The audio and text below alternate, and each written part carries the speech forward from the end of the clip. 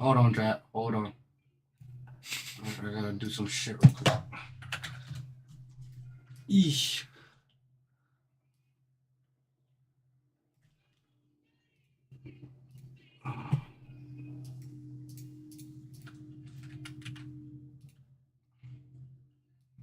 Play stream, huh? Yeah.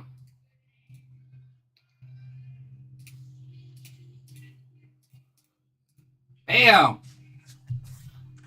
All right, hold on. I gotta make sure audio is good.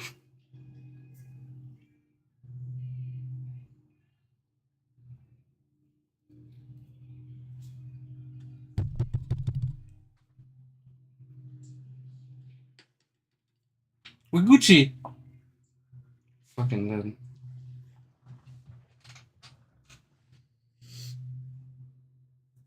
All right.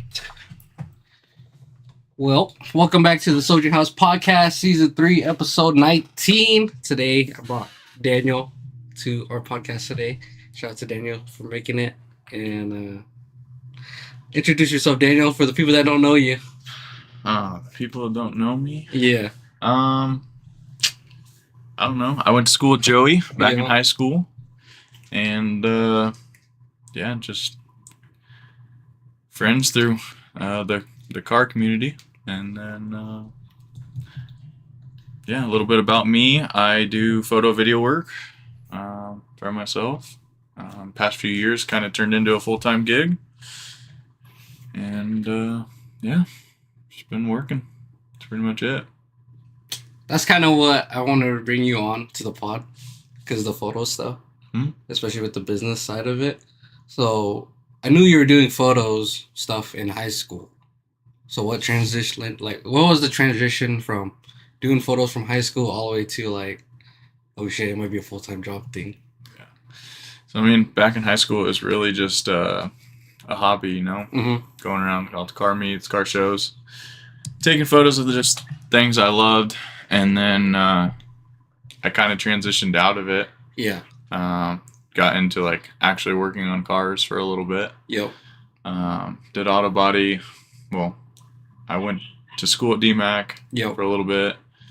Got my small degree in auto collision. Was working at Carl's as a detailer at the time, and then from detailing, I got a job straight into painting at Carl's for a little bit. Oh, damn. Okay. So, yeah, I was super young, like 18, 19. Well, I was a little older than that. About 21-year-old painter. Yeah. It's pretty rare, actually, in a body shop. You know, most of those guys have been working their whole life, and everybody kind of works up to that painter position, and I was lucky enough to have gotten that job. Yep. But again, I was at Carl Chevrolet, and it was just, I was young and fresh, and sometimes I didn't know exactly what I was doing. So, I don't know, it was just kind of a big jump for me, a big leap, and, you know, I'm kind of a perfectionist at some things, and being in a big shop, trying to crank out as many cars as we can, it was a lot. So, I stepped away from Carl's, and then I went and did body work, Pleasant Hill Auto Body for a couple years. And then kind of right when COVID hit, you know, none of us knew what was going to happen with that. So I stepped away from body work. I started working with my brother-in-law, just doing some small video editing for him. Picked up a camera again. You know, back to the hobby stuff. But yeah, and then transition into now, it's had family members say, hey, do you want to shoot our wedding? And, you know, at the time I was like, I never shot a wedding before. Like, sure. Yeah. And so, yeah, just started with super small weddings and then promoted it a little bit. Word of mouth kind of got around and just progressed from there. Yeah. Fall of 2021 is when things kind of really picked up. Just started booking weddings like crazy. 2022, I think I had 25 weddings. Damn. In a year. So, yeah, I definitely overworked myself that year, but we also got married, and I was like, I got things to pay for, so putting in the extra work to take care of some of those things. But crazy. So 2021, you had 25 bookings. What's your average, I would say, Um, throughout, after 2021, since so we're in 2024 now? 2021 was, close to probably 12 to 15. 2022 it vamped up. There was 2025, and then last year I wanted to step it down a little bit because 25 was just crazy. Yeah. So I think last year was, I'd say, somewhere in between 15, 17. Yep. And then this year I even knocked it down a little bit more. Even more? Just I think probably 14, 15 this year. Mm-hmm. And that was like my cap. And I'm still currently working on projects from this year. Just trying to finish it out. Not only do you have the weddings, you've got small photo shoots, your family photo shoots, your senior photo shoots. The fall is just a crazy time, and me, I'm a one-man band and trying to do everything. So, but I think a lot of people enjoy that, and they accept that. I take a lot of pride in my work, and so if it takes a little bit longer, they understand, just because I take a lot of pride. Like I said, I'm a perfectionist, and I just try to put out the best possible product or end result as I can for people. So, just I think this year I'm at a spot where that's kind of my gap, and I've really found a good work-life balance as well with it. Yeah. But yeah. So, is mostly all your bookings in the metro area, or what's the furthest out you gone? I have had some friends from high school. I went to Washington State and shot a wedding out there for them, out in the mountains. So that one was pretty cool. Morgan and I got a cabin in the woods and as an Airbnb, and we kind of just stayed out there and had a few days to kind of hike and explore. And, that one was different. Trying to think. Most of them are pretty local. The farthest you go is a couple hours away here in Iowa for the most part. But don't travel too far. A lot of my business comes from word of mouth and small Facebook pages, Iowa wedding pages that say, "Hey, I'm looking for a photographer, videographer. Drop who you use," and so people will kind of just tag my name here and there. Tag you in there. Get your name out there. So, damn. Yeah, pretty local. Mm-hmm. Not too far. Don't travel a ton. I'd love to.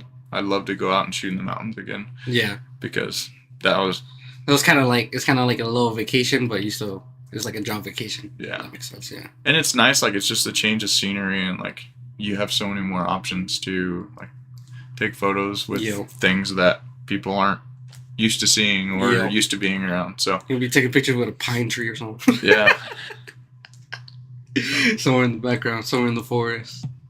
But yeah, I wanted to bring up your business side because, as you know, I've been kind of daddling in the photo business as well, and I'm trying to make our kind of business a little bit different compared to everybody else's. And Gina brought up the idea with the photo booth because at our wedding we had to rent out a photo booth and whatever. We're like, man, we needed to invest in one of these things because first off, they're pretty pricey to rent them out, and there's a bunch of fees and stuff that you need to do to get one out there to whatever your wedding or event and stuff like that. So Gina and I found a photo booth probably 2 hours away from here. Took the drive, went to go pick it up, and then now we're just piecing things together. And I think we finally got to a point where we're just finally getting it booked and to go out. But I think the only issues that we have right now is trying to figure out how to book people, the right way with the whole LLC stuff, and then also getting the contracts all figured out. So I wanted to ask you how is the booking process and the contracts stuff works out for you in your photo business? Yeah. So really I go through a third party website. Yep. It's called Honeybook. Yep. Our videographer from our wedding. That's how he kind of ran his business. So Yep. I kind of learned that from him. Yep. But super easy, kind of just sign up. You pay for it once a year, and you're able to make contracts. They have a lot of templates on there. Just kind of like build stuff for you. You can change, whatever you want. You can add your own packages. Really just make whatever you want. Yeah. And then as far as like sending out to client, it's just as simple as putting in their email. And then send their email and get their information and stuff like that. Yeah. But yeah, through mine they can sign contracts. They can pay their invoices like with cards and stuff. So it really makes it super simple. I'd say the biggest downfall from it is HoneyBook takes a fee on top of all your charges throughout your bookings. Yeah. So like you pay your one bill a year, and then if somebody puts a deposit down on their booking, like it takes a certain chunk out of each payment that comes through. So that comes through. Okay. That kind of sucks. But it is what it is. It makes my life easier. Yeah. It's not a headache about to do all that stuff because it kind of does it for you. And then come tax time, like I get a 1099 from HoneyBook, and it's just as simple as handing to my my tax guy. So that was like a 2-part question. The first part was bookings. Yep. And then the other part was I forgot. Sorry, I rambled. I think maybe like first part was booking. You kind of answered both of them at the same time, but it was bookings and like the contract process. Yeah. Like, what were you putting in your contract for? Like, I guess I don't know. For us, it's kind of different. It's kind of like we have one bundle for like drop off for digital because like obviously we don't need to be there for digital, and it's super like straightforward to use the photo booth. But I was wondering for your contract, I would say like, what are you putting in there, like just in case of somebody was popping wine bottles and got all over your camera, I guess. So yeah, you definitely have to like cover all your equipment. Yeah. Make sure that stuff's in there. Yeah. Cover yourself. As far as like if something was to come up for like a personal life matter that you have no control of, and so whether that be money back or having somebody else cover it to like take care and make sure the job still gets done. Yep. Like with weddings, it's kind of hectic and crazy. I mean, there's so much going on in a wedding day. A lot of different things you have to think on. Yours is a little bit different, but I have timelines and where you have to be there at a certain time to shoot this certain thing, and then obviously the rest of your time kind of be spread out through the day. Yeah. So, honestly, it's kind of just pretty straightforward. Like my contracts, here's what you're gonna get out of me. Yeah. And just kind of list everything out to them, and that way on the back end you're covered as well. Yeah. If something for some reason was to happen, things get out of hand, and you're like, I have it to like where if somebody's literally like being super disrespectful or like to the point where it's like, I'm just gonna leave. Yeah. Like it's in my contract. Like if it gets that bad, I will just leave. And it's under my contract if things get out of hand. And that's things I don't expect to ever happen. Yeah. But if it came down to it, like just having simple things like that. If somebody was banging on the photo booth or just like destructing like your property and your stuff. Just go ahead. Bro has in the contract. If it gets swung on only. Yeah. If you come after the cameraman, you come after the camera and I'm out. I'm getting out of here. So. Yo, that shit would be hilarious. And one day it just randomly happens. You just see Dave just up and leave. The bride group be like, "What the fuck happened?" Bloody nose, black eyes. I'm carrying all my suitcases out of here. Caravan getting jumped for no reason. No, most of the weddings, I've had really good luck. The brides have been awesome. Everybody talks about bridezillas, and a lot of it comes down to the prep work and the planning. Yeah.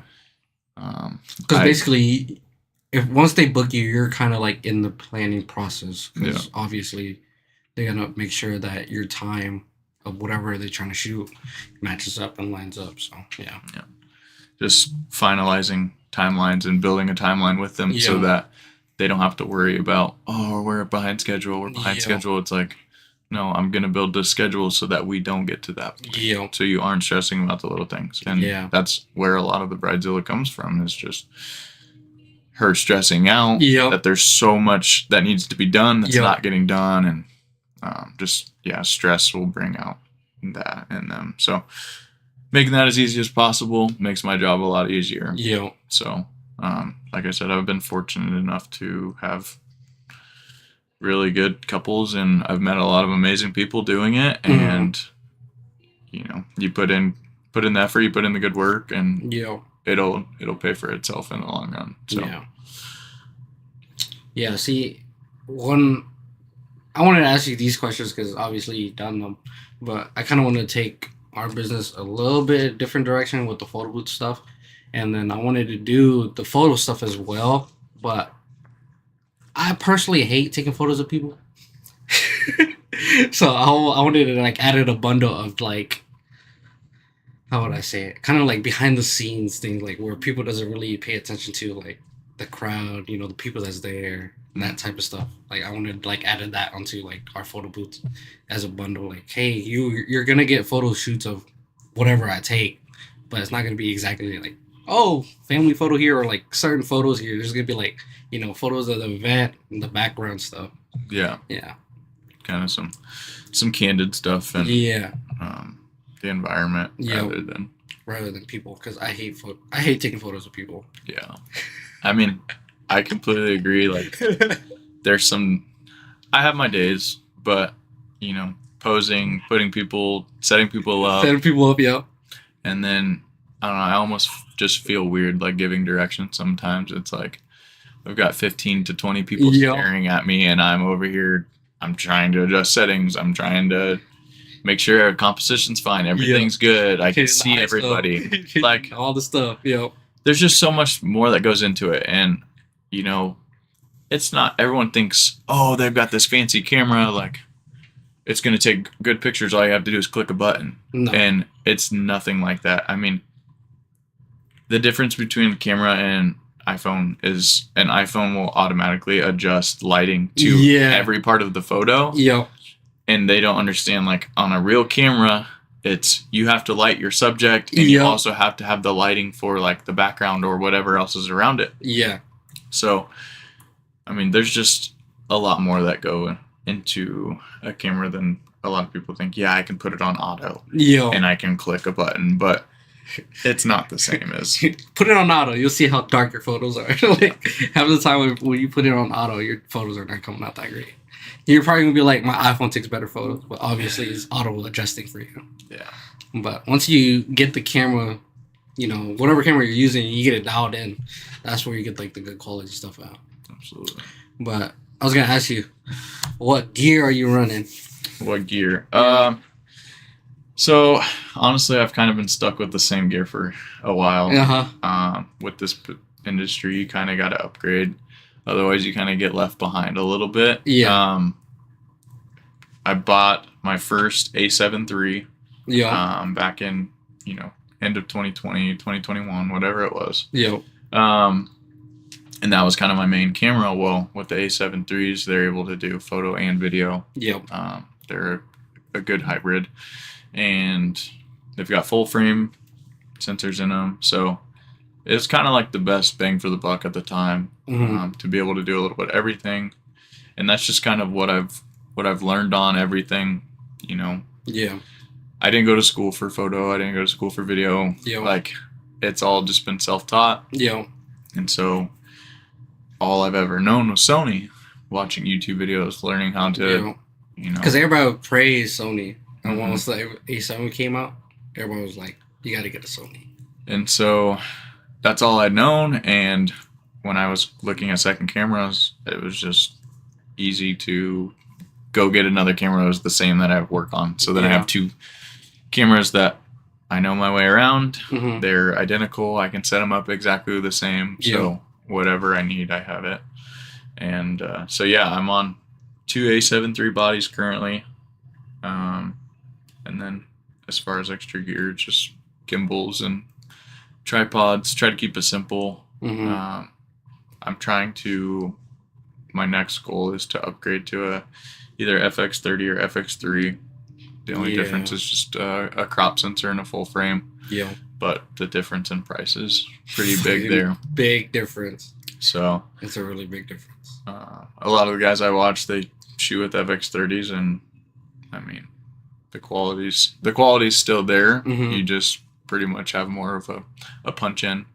Like a crop sensor is just okay. Pretty much a zoomed in full frame is all it really is. So how many lenses are you using, or how often you switching in and out lenses? Lenses are huge. Yeah. That's honestly where you get your quality. Where the money's worth too.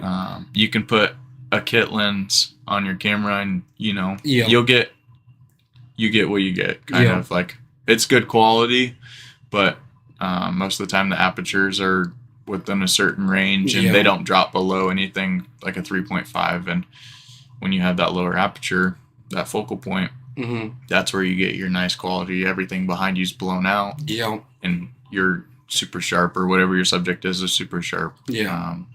With that low f-stop. So, I've got 7200, and that's my main probably action camera in dirt bikes and at weddings when you're in the back and can't necessarily go up front. Having that length is good. 85 prime, 50 prime. So prime lenses are fixed, like 1.8 aperture on them. So you can drop them all the way down and have that really, really sharp photo. So everything behind the subject's blurred out.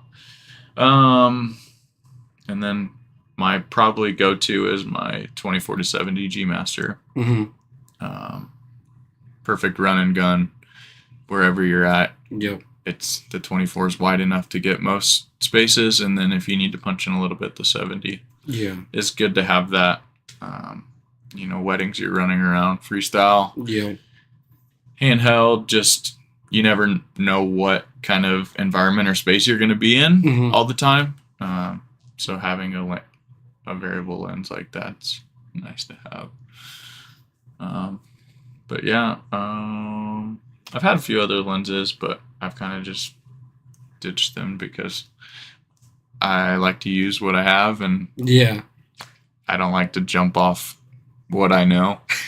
And just, it's probably one of my biggest flaws is like not getting creative enough. Yeah. It's like I do what I have done forever. Yeah. And just stepping outside of my zone can be scary sometimes. Yeah. I was going to ask you too. I got another question. How often are you deciding if the photo is going to be horizontal or vertical? Since, a lot of people like to post on Instagram, TikTok, whatever. So. No, it's a good question. Unfortunately, like at this time, TikTok has become one of the biggest platforms. Yeah. And I hate to say it, but like I am not a vertical video guy. Yeah. It's just video's always been a horizontal thing. Yeah. And I mean, to me, that's just how it should be. But I understand like the TikTok thing, putting a full frame, like everybody loves the high detailed shots on a vertical screen. But as far as photos go, it kind of I kind of bounce back and forth a lot, really. I'll get a lot of the same shot from both directions just to have that variety. Yeah. I wouldn't say I'm like a selective shooter. It's more like I've got the card, I've got the space. Like I'm just gonna hit the button and I'm gonna shoot everything. Yeah. From every different angle and perspective, and it also depends on like what you're shooting as well. So like your portraits, your headshots, your senior photos, a lot of those most of the time are going to be your vertical. Yeah. Vertical full bodies. And then your landscape, I think of things that might end up being a Facebook cover photo, or might be at the top of a website banner. So it all just kind of depends on where I'm at, what I'm shooting. Really just trying to envision, I'm going to take this photo. Where is it going to be used? Yeah. And like, if I had this photo, what am I going to put it on? So, right. Back to that Facebook cover photo, or I'm going to hang this up in my at my house and get a frame it up or something. Okay. So, yeah, a lot of individuals will be your vertical. Your bigger families photos will be horizontal, just so they can fit in a normal size picture frame. Just kind of standard there. But yeah, I bounce back and forth.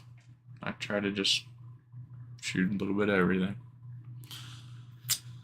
Interesting.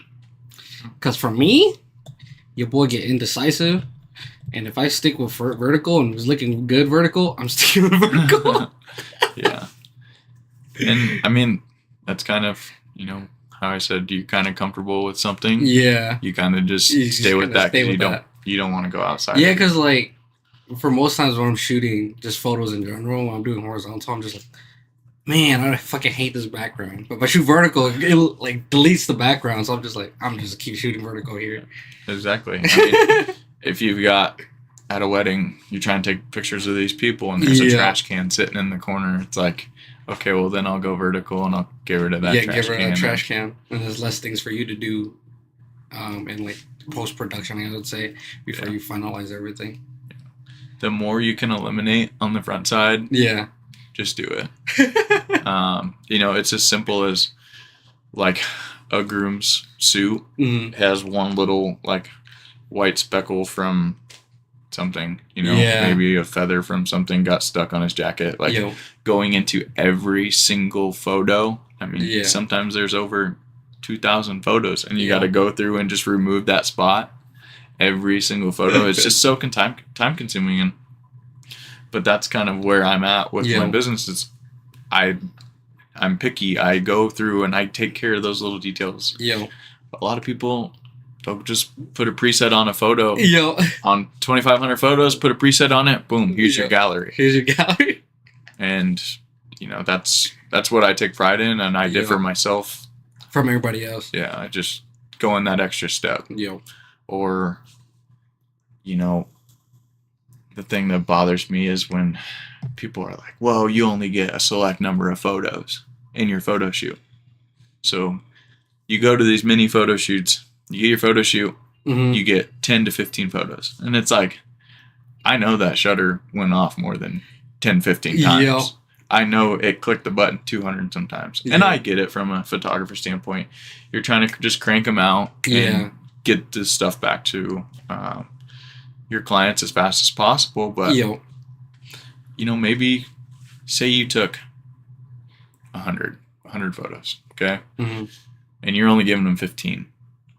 Maybe those other 85 photos do have some other good core moments in them, Maybe the kids made a goofy face that you love when they do, and that's something that you wanted. Or, like, as a photographer, those photos, they might sit on your computer for, I have a 2-year deal. Like, they'll be on my computer on my drive for 2 years, and then after that, I'll get rid of them.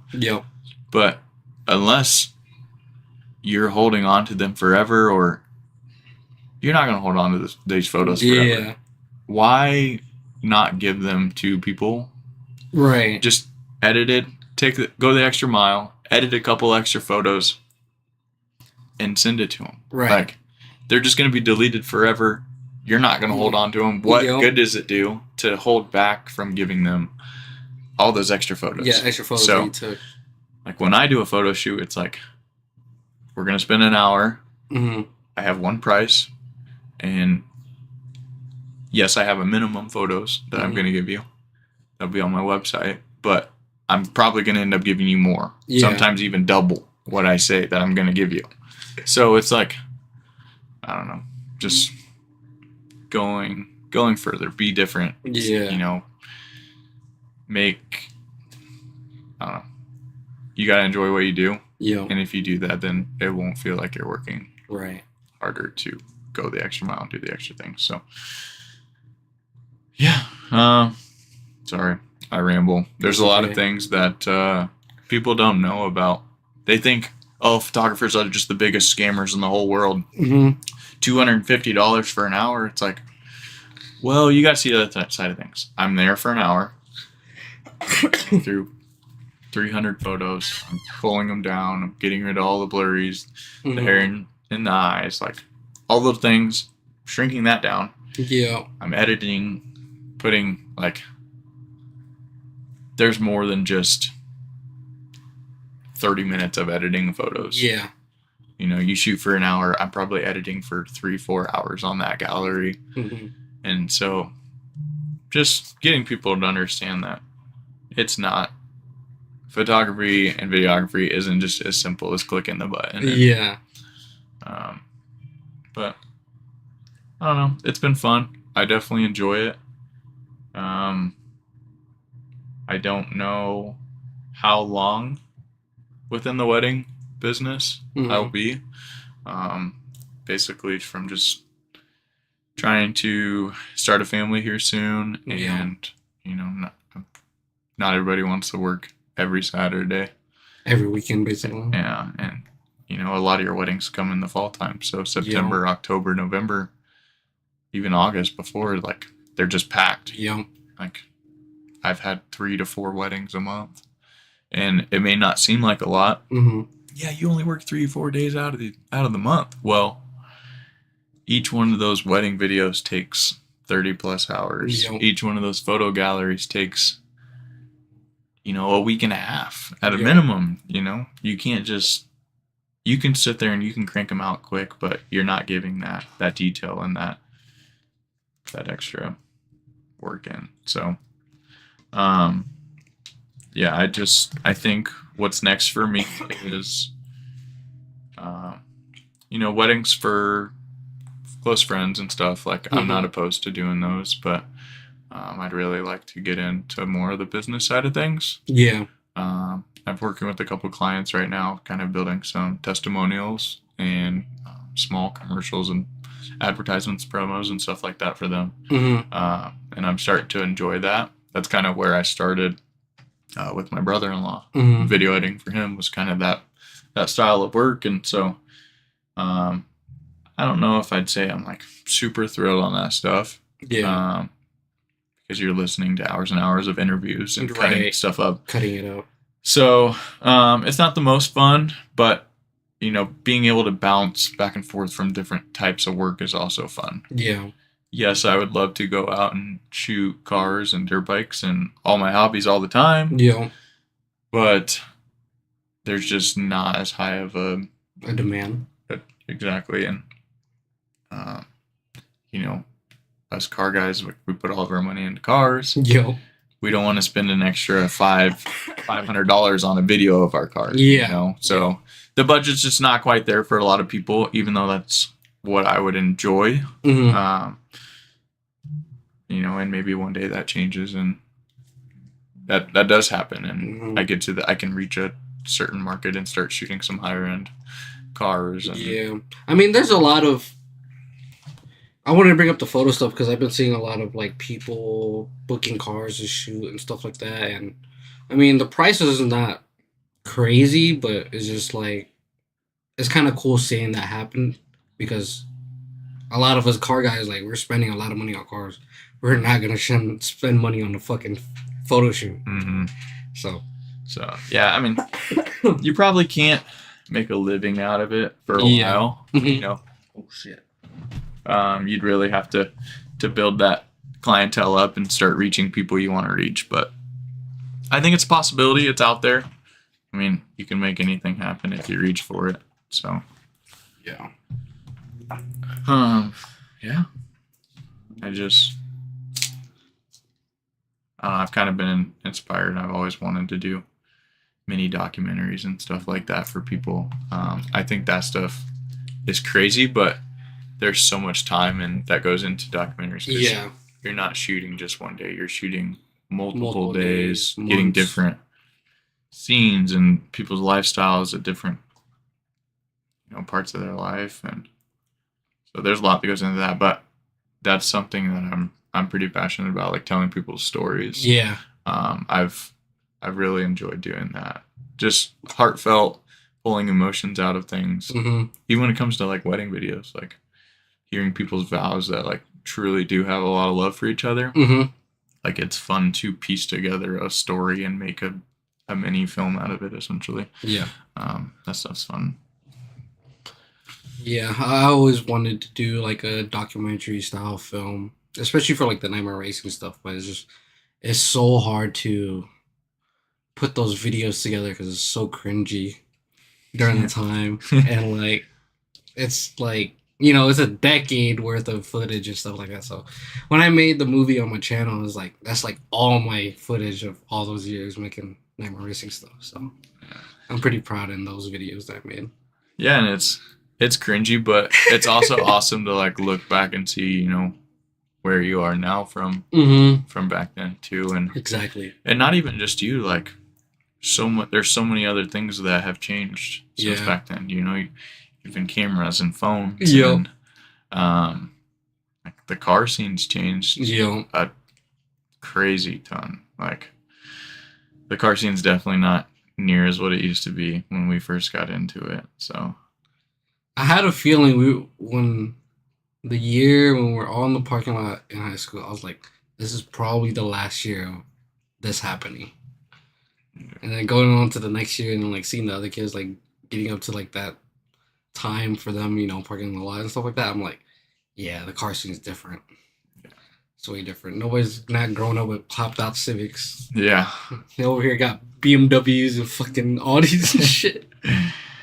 Yeah, it's I don't know, and I'm all for different cars, and I'm all for that, but a real true car person comes down to like actually working on it yourself, doing stuff yourself, and a lot of these kids, they just get something bought for them, and then they start buying mods that should not ever be on a vehicle.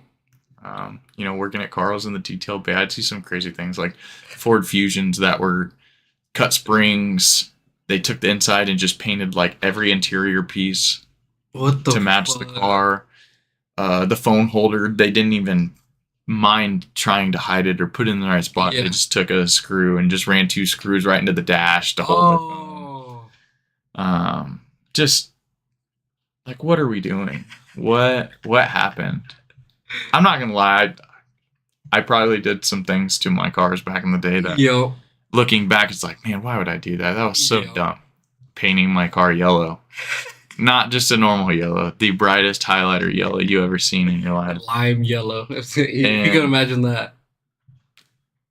You live and you learn, and I have a feeling that's where I'm at today with my car now. It's like I took time, I waited for something that I really wanted, and now I'm starting to put the right stuff into it rather than just throwing what I found. Blowing your checks. Throwing stuff on. So. Yeah. I would say the same for me because I went through about 5 cars. And I don't know if you're one of the people too, but a lot of people like my SI when I first had it. And then that car went through a lot of different changes because first I just wanted the simple and low look. And then I got bored of the simple low look. And then I did the BYS bumper. After I did the BYS bumper, I said, fuck it, we're getting this thing out. Got it out. Smoked a lot of people in that car. Anybody on 14, seen a black SI, I already know. I done smoked everybody on 14. I can vouch. I was in the passenger seat eating my QT lunch. But yeah, like, I just went through a whole different changes and phases with that car. And then when I got rid of that car, I went back to the clean and simple again with the Integra. Did a little bit different with that, with like, just like splitters, like I think I did a C-West side skirt, and then the Mugen wing, just to make it a little different. And it was dope during the time. But with that car, the piston rings was bad. I had no clue about building motors or like during that time. The only thing I knew was like, oh, I need to buy a new motor and fucking, swap it out, And I never actually like went deep dive into building a motor or like sending it out, getting machine shop and stuff like that. So, and then during that time, I think my brother was getting his motor machine shop. There's some other people in the scene getting motors at the machine shop, and there's like 6 to like 12 months until it's done. I was like, yeah, fuck it. I was like, I'm gonna try to see what else I can get, and then that's when I sold the tag for 45, and I went to go pick up the K20 hatch. So I picked up the K20 hatch for 5, but fuel pump wouldn't like turn on. So we just put straight power to the fuel pump to keep it running the entire time. So I drove it like that for quite some time until it just stopped working. Did a whole diagnose on it, just changing a bunch of parts, and we just came down to a point where we're just like, okay, everything's been changed. What else could it be? It was like engine harness and crank sensor. I was like, fuck it, change both. Engine harness was like $800. Crank sensor was like another couple $100. So I spent like $1,000 on those 2 parts. Swapping that out. Boom, got the car going. I was like, cool, car's good to go. You know, drove that for a little bit. ECU was fried. So I had an AEM ECU in that. And then got rid of that ECU. Car was down for like another 6 months. Got a K Pro that I thought was a good K Pro. Soon to come find out with that K Pro, I couldn't upload anything. Oh man! But I could take the chip out and put it on a different like ECU, and then I could upload on it. So I was like, damn. I was like, either my ECU is bad or the chip is fucked up. So I ended up just selling the K Pro.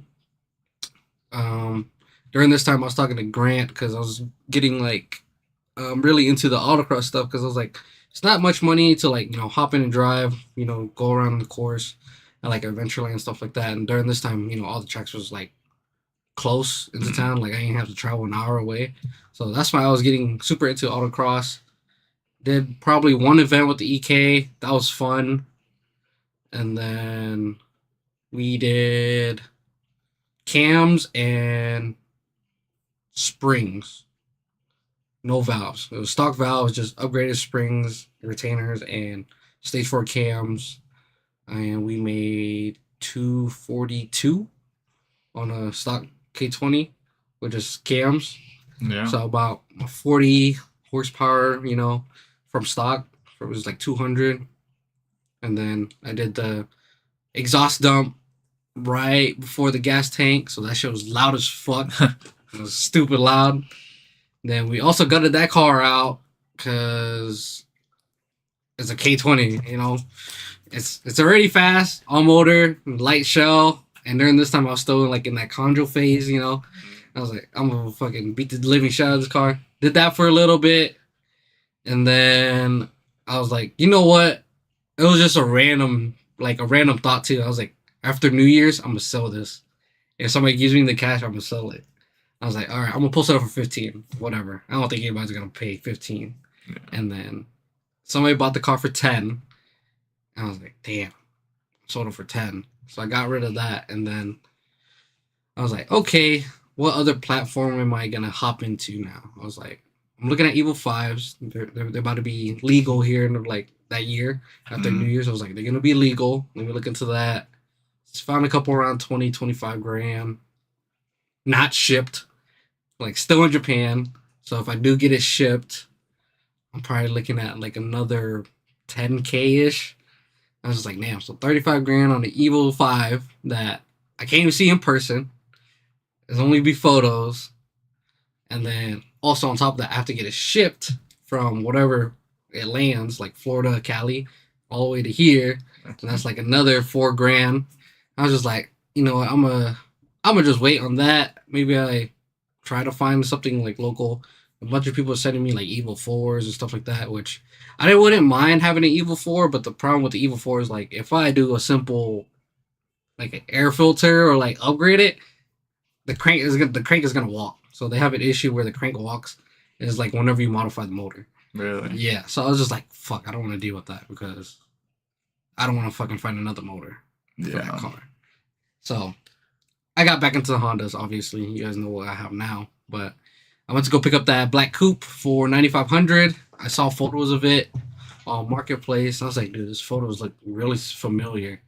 And then I went on Instagram, went to go look. I was like, I fucking entered for this car for a giveaway. Damn. Yeah. And then I was like, damn, 95 is not bad for the price. If you guys know what's been done to it. Like, the motor alone could probably sell for that much. So I was just like, you know what? I'm going to go pick it up. Message him. We went all the way up to Minnesota. Went to go pick it up. He told me that he wanted the car for $20. It's crazy. And we picked up the car, $9,500, brought it back down here. Quick flip for that, man. Yo, not for his taxes, though. No. You know, his taxes are fucked. Yeah, that's crazy. But yeah, I think with the different phases that we went through, I don't know, I could say for you, but like for me, you know, going for like all the gutted lifestyle, and now we have this car. I'm kind of going a different route. I have full interior. I have the spare tire, like the OEM spare tire, the fucking scissor jack that's in there still. Like everything is in there, and it's clean title. Has the OEM cluster because the car used to be automatic. The automatic cluster is still in there, so it has like the original 100 and I think it was like 125,000 miles on it. Yeah. So yeah, I didn't know that. That's cool. You know, it's dope. No, definitely. We've been through all different stages, and I mean, unfortunately, I've owned the same car 4 times. I'm on the 4th one. But I think this one's different. Yeah. You know, as much as an attachment I had with the green one, I'm starting to find that with this one. And currently, right now, as you know, I'm stripping it down and starting to do the body work on it and clean it up. It was clean, but it had little dings and dents, and they bothered me. So, hopefully, gonna finish that up over the winter and give it a quick respray, and just kind of going for a OEM plus build. The D series was too slow; that had to go. And now you got a B16, right? Yeah. So A2. Now it's just B16 A2. Found it off a Marketplace. Guy in Marshall. Well, he wasn't in Marshalltown. We met in Marshalltown. He was just past Marshalltown. Just matching transmission, head, block. It was all there and together, but the head and the block were separated and the transmission was pulled off it. Yeah. But I paid $600. Damn. For all of it. And, you know, in this market, that is crazy. Yeah, it's crazy. Back then, we probably could have bought one together. Yep. Pulled right out of the car for $500. But yep. Now you can't touch them for less than $1,500, $2,000. Yep. And that's a good deal. So, pretty much got it home, threw it on an engine stand, completely tore it down. And then some good friends of mine, Nick and Cole, came over, and I've never rebuilt an engine before. And so those two came over, and it was an awesome experience to learn like how everything works inside of the motor. And we didn't do anything crazy. We just refreshed the bottom end, cleaned the pistons up, put new rings, gaskets, new main bearings. Crank was good. Resurfaced the block and the head where they meet, got those done. The head we didn't do anything to. I talked about it this year, maybe just kind of getting a simple head package, valve springs, retainers. My car smokes a little bit just because, and I think it's just valve seals. They're finally letting go. So there's talks of trying to do that this year and squeeze that in with the paintwork as well. So hopefully just get it all back together. Simple, clean. I've lost the love for the fast life. It's no good for me.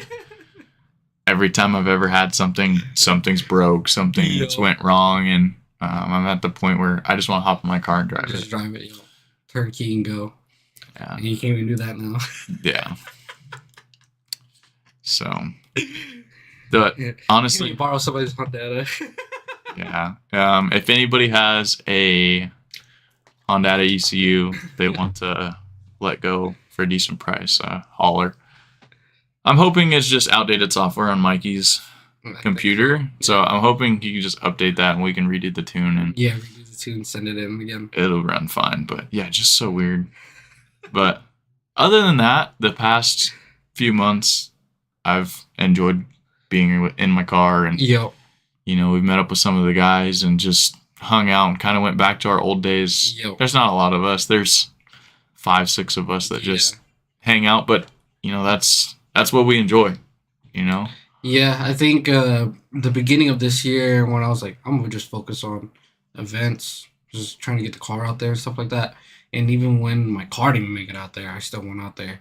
I was like, man, just going out to a car event with car people, talking with car people, it brings the original car scene back where we're all just meeting up talking about cars. It's not like people beefing over whoever's doing a takeover at an intersection. That's what I really miss about the car scene is just people just meeting up. It wasn't ever about the racing. Mm-hmm. Back then they used to race for nothing. Yeah. They used to just race to have fun, to maybe a little bit of bragging rights over somebody else, but it wasn't about that. It was just being around good people and just more of the community rather than what was actually happening. I mean, we could go back to the story like how we met Santos was from street racing. Yeah. It's crazy, which is crazy. One of my best friends from middle school lived right next door to Santos. And, I'd been over there a couple times, but I never actually met him. Uh-huh. It was just introduced who we are, and that was kind of it. Yeah. Well, then back in high school, before I even got into cars, I had a Grand Prix.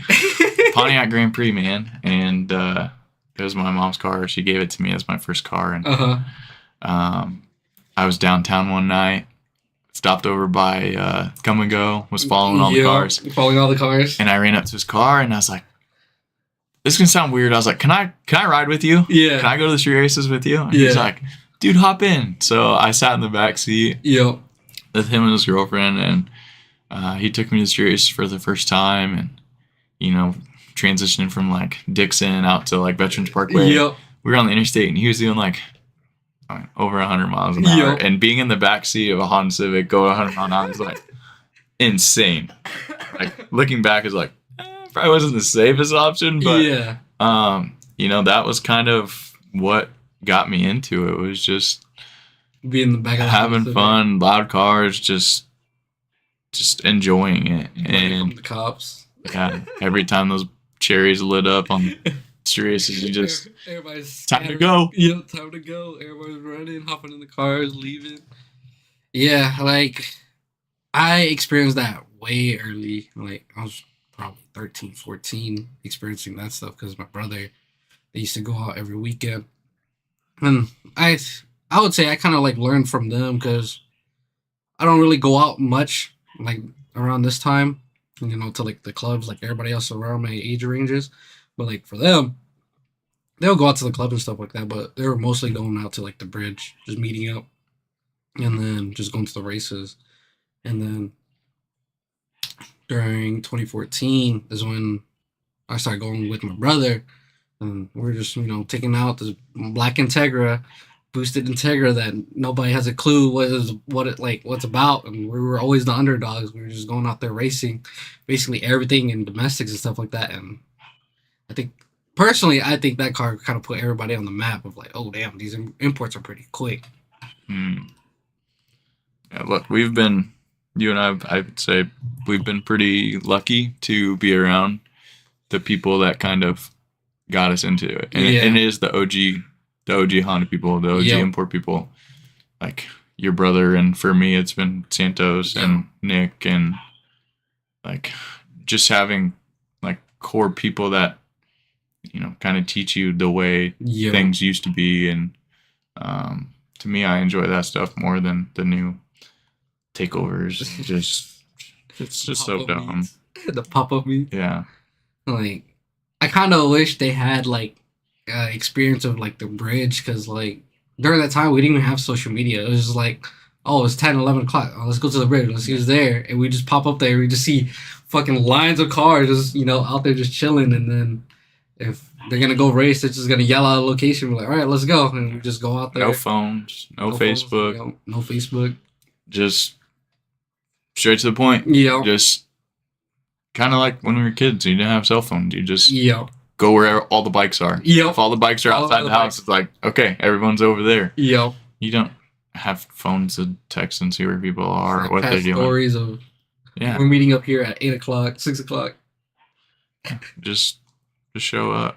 Yeah. And now you can't even go downtown. You can't even. The loop is. You can't even be a few blocks over from the loop. Yeah. Without just whether it's cops or. It sucks that all these people ruined the car community for us. Yeah.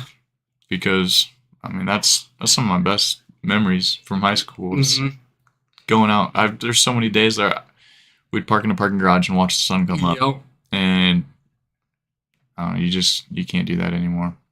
Yeah, it sucks. And with Iowa being so small, or just Des Moines being so small, it's kind of like, what are we going to do now, or where are we going to go? And obviously, the racers found other spots to go to, but still, it's just like the spots that they're going to is still sketchy, and it's not really tested as much as these other spots that we've been going to for like multiple years. So, yeah. Hopefully, it'll kind of make its way back 360, and hopefully, people like us can try to inspire kids the right way. Me. Yeah.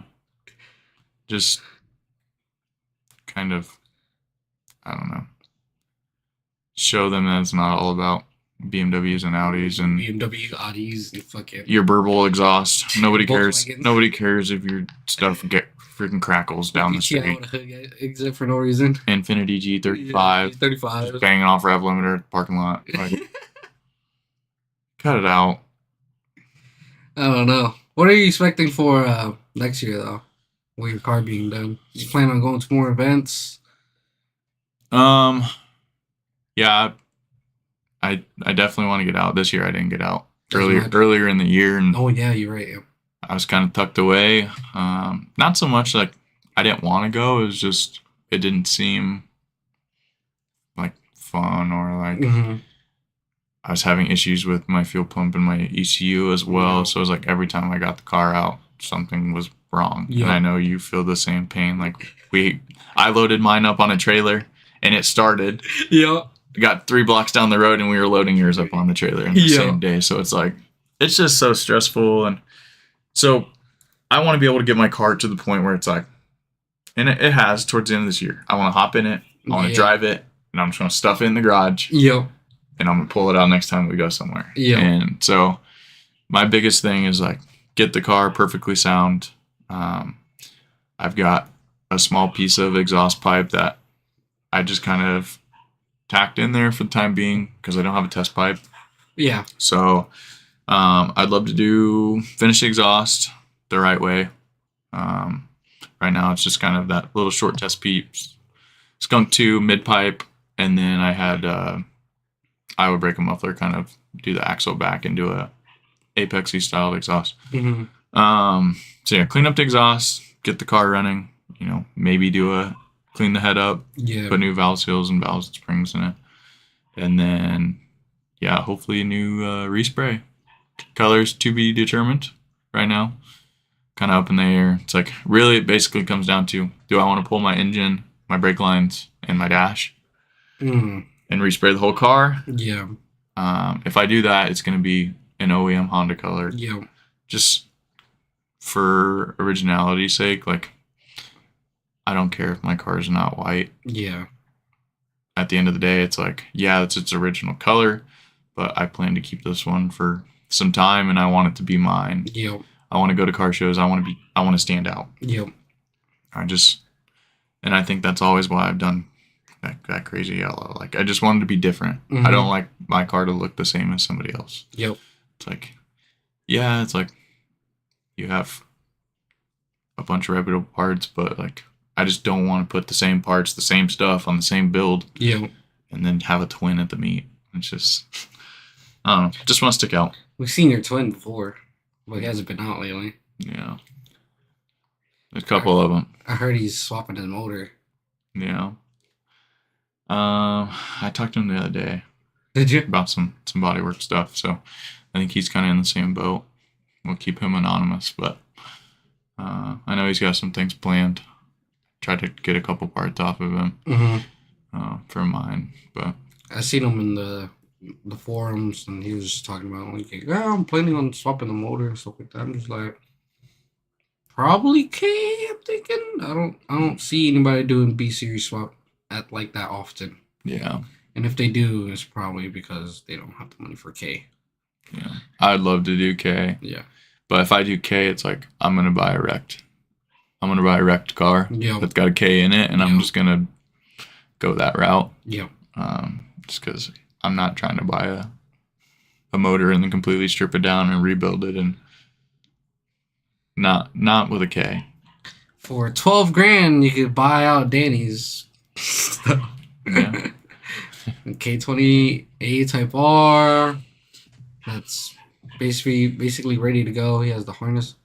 The thing with that car that they're working on, it's in a sedan, and it's basically ready to go. It's just nobody has the time to like finish it up. And then he also picked up Vernon's EK shell. So if anybody wants an EK shell with a whole bunch of parts, there's that too.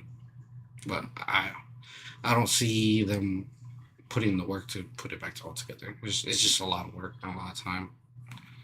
No, that reminds me too. Like, there's a lot of people out there that have cars. Yeah. And a lot of people don't know that these people have cars. Literally. So, I think next year, I think it's going to be good.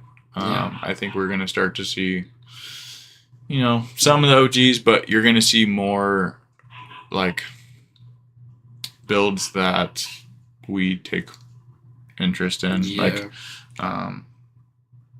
for sure. Can't think of the word there, but. For sure, Renzo, he just finished his car before he went to Laos. So we're definitely going to see that out next year. And then Lil Jason, I think he sold his car. I think it's somewhere out in Marshalltown now. Yeah. So I don't think we're ever going to see that car again. I think we might. But we might. I think I know who bought it. Oh, did you? I think Fernando bought it. Oh, did he? Yeah. That Fernando kid that had the EK hatch. Yep. I think he bought it because it was on his Snapchat. Yeah. The other day.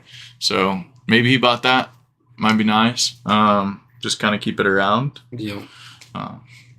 But yeah, I think there's some stuff out there, and I think it all just comes down to people getting outside. Mm-hmm. Really, there's people that got cars that don't come outside. Literally. So I know you're out there.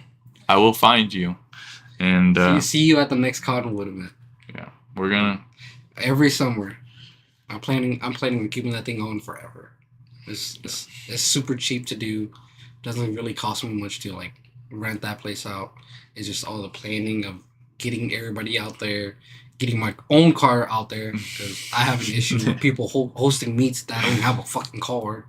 So if my car's ready, then the event's definitely gonna go. Maybe we can do a couple other small ones, a little collab. Maybe a HP Nightmare Racing collab. Yep. Just maybe a couple small ones. We need to do more collabs. That's what I feel like. Definitely. Like that one year, I think it was like 2016, 2017, I was doing collabs with Kinetic Crew, fucking did Royal Kings, did a collab with them. Did a few other collabs with some other people.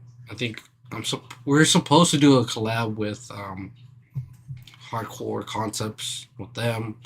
So there's a lot of talks about it. I just don't know when we're gonna do it, but it's gonna be interesting next year. For sure. I think it's gonna be in the right direction though. Yeah. I think things are gonna start turning around. Hopefully kick these takeover kids out of here. Also, Roddy's car is in town now, so okay. I'm interested in seeing that get down. Yeah.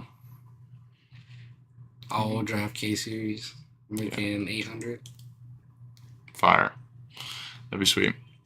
I think it's sick. I just noticed we're pretty much the World Series. We're pretty much the World Series. Yeah. I was like, dang, he wore a Dodgers hat, and I just realized I had a Yankees hat on. World Series 2.0. Hopefully Yankees are on top this time. I'm fucking dead. But yeah, before we wrap this up, I wanna ask you a few more questions about the car scene stuff. So I know you're trying to basically get your car ready next year. I'm guessing springtime is probably gonna be done. Yeah, I think right now I'm trying to do all the prep work. Yeah. I'd like to get it primed before it's like super, super cold. Yeah. Just because I kind of insulated the garage and I got a heater, but I mean, at the end of the day, if it's 30 below outside, it's 0 in the garage still. Yeah. So just trying to get, everything kind of wrapped up, bundled up before that happens. Paint early spring, and then, like I said, maybe that valve package. But yeah, hopefully early spring. Car probably won't come out until we have our good few rain showers and kind of clean the roads off. Mm-hmm. But definitely want the car to be done, ready to go before summer hits. Yeah, because springtime is usually when people start hosting car events. I think Cars and Coffee starts around that time too. So, and then I think Eddyville is going on around that time as well. So there's a lot of events that I'm trying to attend to with my car. Is just parts are expensive. What happens when you want to go fast? And hopefully next year I'm making around 850. Yeah. Yeah. That'd be sweet. I might die, so look up. That thing is, it's a. I ain't gonna say numbers now, but it's fucking fast already. It's very sketchy. Yeah. Yeah. But 850, we're gonna have a blast. It's a good goal. I'm gonna go 9 seconds, no cage. I'm calling it there. I'm done. If I gotta put a cage on my car, I'm not fucking putting a cage on my car. But I think Brian's car for sure is gonna hit Eddyville next year. He's been telling me he's been wanting to test it out, get it dialed in. He ran into little issues here and there with cooling and stuff, so hopefully his car gets ready to go. There is talks. Y'all gonna hear it here first. All-wheel drive, possibly. So be on the lookout for that. I don't think it's gonna be anytime soon, but it's definitely gonna be an end goal with him with that car, which is gonna be crazy. That would be sick. And and then my car, obviously, we're just gonna try to get it running. At least be able to hit local events. If I can hit local events consistent all year, then yeah, I'll probably start racing it. Because if I can't make it to a local fucking car meet, there's no point in me trying to race it at that point.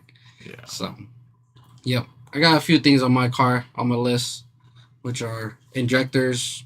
I'm probably going to order that soon. With Christmas and shit coming around, it's kind of like I got to spend money for a Christmas present, so I'm trying to get all that stuff out of the way.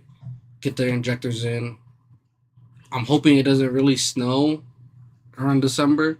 If it doesn't snow, and if it's decent weather out, I'm probably going to start testing that thing out before into spring. Sorry, but I don't think we're going to have nice weather. We've had nice weather for the past couple winters. Yeah. I don't think. You think this time around we're gonna get slammed? I think we're gonna get peppered this year. I hope so, because I want to do some snowboarding. So. Or at Sleepy Hollow? No, probably not. Probably just go to Boone. But thinking about taking some trips up to Minnesota or going to Colorado for a weekend or two. I think Minnesota's gonna have some crazy ass snow. Colorado's different, man. Is it? Yeah. It's snowing there already, you know that? Oh, the mountains are already covered. Yeah. Be sweet to get out there. I went out there 2 years ago. It was so much fun. But we'll see. Like I said, Christmas and building a car and doing all these other hobbies and projects. Not enough time. For sure. Especially. But yeah, hopefully you guys enjoyed today's episode. Give a shout out to Daniel for hopping on. Like I said, Alex is going to be gone this week and next week, so I'm not sure who I'm going to have for a guest next week. Maybe I invite Mikey. I know Mikey wanted to be on here. We could talk to him for a little bit, but got to learn a little about Daniel, what he's all about, his business side and also his car side, and we also been friends since high school. So got Daniel on here. Hopefully you enjoyed your first podcast. Yeah. Hopefully it wasn't too awkward for you. For being a camera guy, I really hate being on this side of the camera, but it's good to chat and, you know, just talk to people and, Yeah. you know, let people know the other side of things too. Like, exactly. Learn a little bit about each other. Yeah. Like, I may come off as a dickhead or an asshole, or nobody wants to talk to me and they think I'm just some jerk. But yeah, there's just a lot that goes on, so you can't really just judge people based off of. Yeah. I think the main reason why I did the podcast is just because the number one thing I wanted to do with the podcast was to get the other side of people, because everybody, for me, I feel like people just see people one way, when there's actually a two-way there. Yeah. And then once you get them talking, you can see the other side of them. But you are cool, man. I appreciate it. Yeah, absolutely. Thanks for having me. Yeah. Daniel's cool, man. But we out. Hope you guys enjoyed today's episode. This will be up right when I end it. Also, for the Twitch viewers, please go check out my YouTube channel. This will be up, the VOD. Go leave a like. Show some love to Daniel for hopping on. And yeah, we out. Peace. Later.